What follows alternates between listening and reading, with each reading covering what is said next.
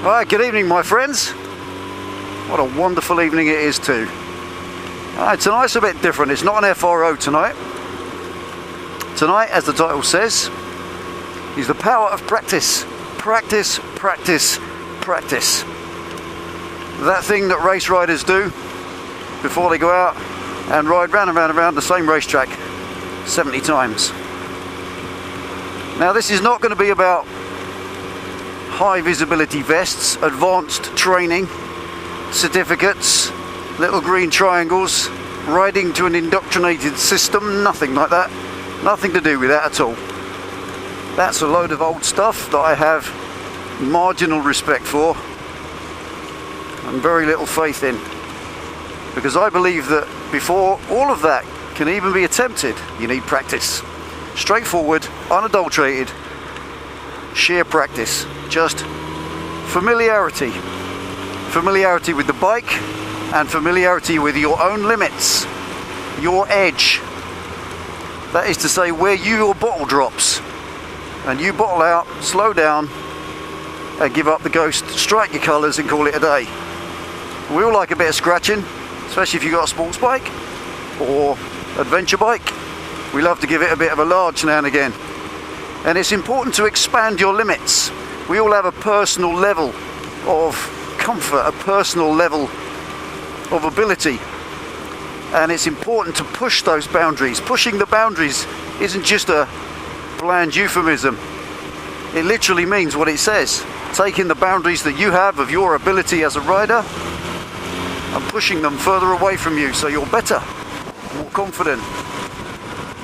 Just imagine, if you will, that having a limit or a boundary that's further away from your normal usage is essential.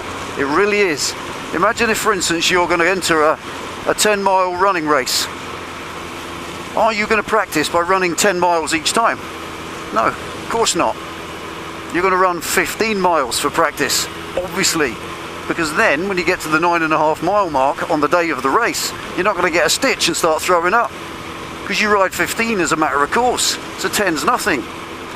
And it's exactly the same when riding your bike with your skill levels. Don't just accept that riding to and from work, even if you ride along the same bit of road and you ride the same way, the same time, every day, it doesn't make any difference. To practice a bit harder, to push the bike a bit further now and again, to get to know its ability, find out things about the bike you didn't know, what it can do, for instance. Every sports bike on the road today can outride its rider. Believe that. I don't care who you think you are. I don't care if you think you're Wayne Rainey. You can't outride a modern sports bike, certainly not on crappy tarmac roads. So it's only your limits that are going to slow you down and stop you riding. And this isn't just about ragging about and going fast. I'm trying to make a point here. This is about safety, because if you ride up the road every day on the same bit of road, and let's say you've got your favourite bend and you go through that bend at 30 degrees of lean at 30 miles an hour, day after day after day. What happens one day when you roll in a little bit too much on speed and you've got to dive in at 40 degrees of lean and at 40 mile an hour? You've never done it.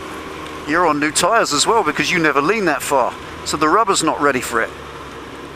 And you could hurt yourself. But if you do that now and again, you get out and push it and give it some now and again, you've done it. You've practiced that ability to push the bike. So your normal usage becomes way within your safety and comfort envelope. Practice is essential. It improves your attention, your awareness, your confidence and concentration. They all improve. They become second nature. Look, for instance, at flying an aircraft. If you're learning to fly a plane, is it about going on a course? Well, I suppose in the beginning. But it's not, is it? In reality, it's about hours. All flying learning is about flying hours. Experience in the air. That's how you get a pilot's license. Time in the air, flying, hour after hour after hour. Practice, practice, practice. You only learn a little bit at the beginning, and I believe it's the same way for riding your bike. I think you need this experience. I think you need it to develop resilience. Resilience against the things that are going to come against you. The dipshits that will pull out on you. Potholes, wildlife, roadkill. And there is a way to deal with it. And in my view, to build up this experience I'm talking about, this practice, pick your favourite road, and this is my one. It's off limits most of the year because it's got a lot of farmland around it, and it does nothing but flood, which puts aggregate in the roads, gravel and shit. And there indeed is shit on the roads as well, because there's horses all around here. Dead badger there on the right. Big piles of horse poo suddenly appearing where they weren't yesterday. And what I just said a minute ago, I know this road like the back of my hand. I ride it as much as I can in the summer. That down there is a nasty, what is it called, off camber. All this round here is off camber. You get this glare thing going on. There's gravel up through this little left-hander now, so I come out on the right in the middle of the road, watch the cars, stay out the gravel pool. Now this might look dangerous, or reckless should I say, but it's not, because I'm on a mission specifically to extend my bottle area, where I bottle out and give up, strike the colours, slow down. And when you ride like this, you push yourself, you expand your ability, that's what I'm saying.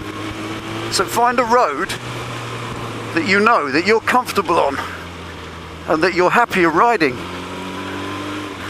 Bit of runoff from the fields there, and that will be full of slurry as well. Comes out of the fields and the flooding. Wrong line.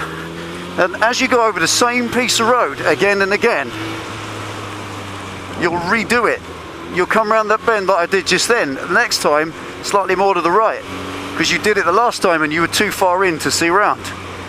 So again, it's not about advanced techniques. This is just about exploring your ability and getting practice. And I don't care whether you ride a Harley Davidson or a Hayabusa. It's not really relevant, because it's practice on your bike, the bike you're going to ride. Oh, I love it. And that's essential if you're going to ride it safely all the time. Like I said, this is a safety thing. Being good at riding your bike, being proficient and well practiced and well averse to all your bike's foibles and its little cornering characteristics, I think they're essential. Right, that's the first half. Whew, love it. Absolutely love that road. It's a real workout. Absolutely brilliant. And as I said, I think it's important to practice on a road you really know well, like this one. I come along these two lanes as often as I can. And some might argue that's not really practice, is it? Because you know the road. It's not the point. I'm not trying to learn the friggin' route, am I? I know the road, so I can forget about where it goes and concentrate on repeating the actual ride itself. Ugh, flies. You forget you get flies in summer. And as you get more and more practiced and you repeat the operations of cornering, clutch, steering, braking, as you repeat it over and over, you need a familiar road. If you haven't got a road like this or anywhere like this where you live, then honestly, I kid you not, go and find a massive car park. Stick some little cones out or fizzy pop cans. Yeah, you game on. And also, look at this road. This road is national speed limit. So I'm not even breaking the law in doing this. 55 mile an hour then, and this is a 60 limit. Horses, which means poo. Lots of it, and it's usually about a foot deep, with steam coming off it and flies. It sharpens your awareness. Watching around the corners, looking around the distance, into the vanishing point. Keep your eyes on the vanishing point all the time so you can see something as soon as you possibly can. It also gives the bike a workout. Gives the brakes a good freshen up, gets the suspension banging up and down, which keeps it supple. Last little bit. On a Sunday in the past, I've come along this road 7 times, just backwards and forwards. It's fucking glorious. Mr. Gear, dickhead. Again, you see, just practice. Sorry, I'm focusing. I love this road. Absolutely love it. In the winter, this is just frozen slurry and ice and gravel, so it's off limits. But it's cleaned up now. It's ready for action. Good to go. So again, watching into the vanishing point as you go around the bend, ready for anything that's going to come at you. I'll stay in the middle of the road on a lane because you get wildlife run across. You've got a little bit more chance of trying to avoid it. You won't stop, obviously, if it's on a perfect collision course. But there we go. That's the fun of the game.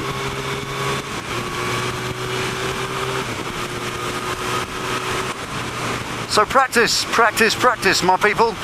Get out there on your bike, no matter what you ride, adventure bike, custom machine, Harley Davidson, Street Fighter, or even a scooter. If you are a learner and you are on your early plates, even more that you should go and practice.